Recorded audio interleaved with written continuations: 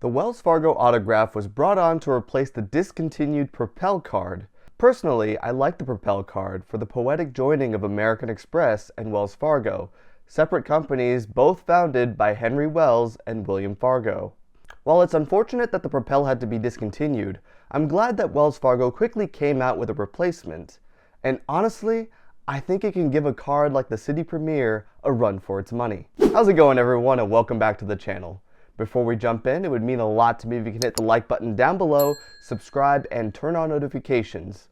All those things help factor into the YouTube algorithm to get this video in front of as many people as possible, and I really appreciate your support.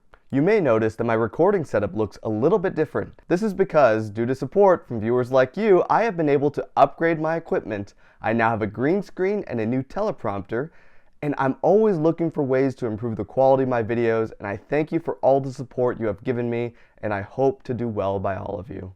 When I first started out with credit cards, I was incredibly averse to annual fees. All of my cards, like my Citi Double Cash, Amex Blue Cash Everyday, even my travel card, the Capital One Venture One, had no annual fee. And these days, despite having some cards with an annual fee, like my Chase Sapphire Reserve, I will still appreciate and recommend cards without annual fees. For many credit card users, annual fees add too much complexity to the calculations that determine if you are getting a good return on your credit card rewards. Paying nothing and getting something back is always simpler. And this brings me to today's topic, the Wells Fargo Autograph card. This is a fantastic travel card that I recommend to anyone looking for a card that carries a boatload of rewards multipliers, no foreign transaction fees, no annual fee, not to mention that this card has a pretty good design art as well. It supports a nice red and purple color scheme that stands out amongst other credit card designs, which mostly sport blue or gray color schemes.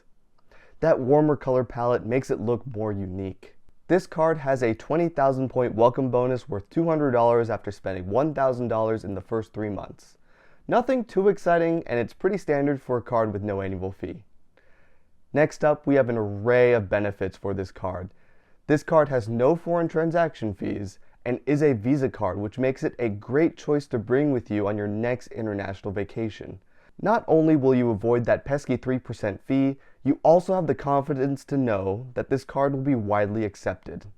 Other cards like the Discover It card have no foreign transaction fees, but you will be hard-pressed to find a merchant outside the United States that will accept it. When renting a car, you will be pleased to know that this card comes with secondary collision damage waiver.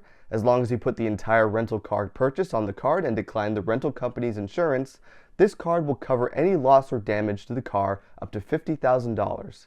It's important to note, though, that this insurance is secondary for reservations in the United States, meaning that will only kick in after you've used your own regular car insurance. For international rental car purchases, this coverage is primary. If you pay your monthly cell phone bill with this card, and after we talk about the rewards multipliers later, you will want to, you will gain up to $600 in cell phone protection. It comes with a $25 deductible covering both cell phone damage and theft. And last, but definitely not least, you will gain access to the Visa Signature Concierge service, which can help you do anything from booking flights to getting event tickets and dinner reservations. You can call 24 hours a day, and I cannot overstate how helpful the Visa Concierge has been in my day-to-day life. They've helped me plan activities like horseback riding, booked fancy dinners, and even helped me plan parts of my wedding.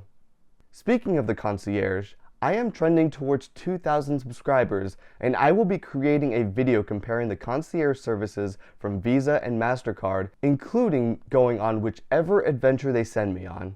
And if you want to see that, be sure to subscribe down below. Now we get into the true substance of this card, the rewards multipliers. This card has a whopping 6 categories that award 3% back. These are restaurants, travel, gas, transit, select streaming services, and phone plans. For travel, that includes hotels, flights, rental cars, and tolls. Of course, for everything else, you will earn 1x back. You can redeem the points at a value of 1 cent per point as a statement credit for gift cards or to book travel such as flights, rental cars, or hotel stays, all through the Wells Fargo travel portal. Because this card doesn't have an annual fee, you will be missing out on many premium benefits found on those kinds of cards. This card doesn't provide any lost luggage insurance, trip delay or cancellation reimbursements, or credits to TSA PreCheck or Global Entry. But the lack of those benefits are kind of to be expected for a card with no annual fee. However, the biggest drawback to this card is the lack of transferable points. This means despite earning points, you are essentially earning cash back at a rate of 1 cent per point, with no chance of getting any further value. Perhaps someday they might get transfer partners like with their built MasterCard, but for now, there's nothing. This is a similar situation to Capital One Miles. Up until a few years ago, Capital One Miles were little more than cash back as well. Then they became worth more when Capital One got transfer partners, and now even the no annual fee Venture One has transferable points. Perhaps one day this card can be another no annual fee card with transferable points, especially if the rumors about a possible Wells Fargo Trilliant card are to be believed. Of course, this card looks pretty good so far, but how does it stack up to the competition? When looking at the rewards multipliers, this card is really similar to the Citi Premier card. Both have 3x categories in restaurants, flights, hotels, and gas stations. And the Autograph wins by including streaming, cell phone plans, rental cars, and transit to its categories. The Premier has a 3x grocery category, which is lacking on the Autograph card. However, the Premier also has a $95 annual fee, whereas the Autograph has no annual fee. Although, to counteract that $95 annual fee, it has a $100 hotel credit for $500 or more hotel stay, as well as transferable points. The Autograph has neither of those things. Overall, when comparing the Autograph with the Premier, you essentially trade more rewards categories for transferable points. And I'll let you value that as you would, and let me know in the comments down below which one you would get.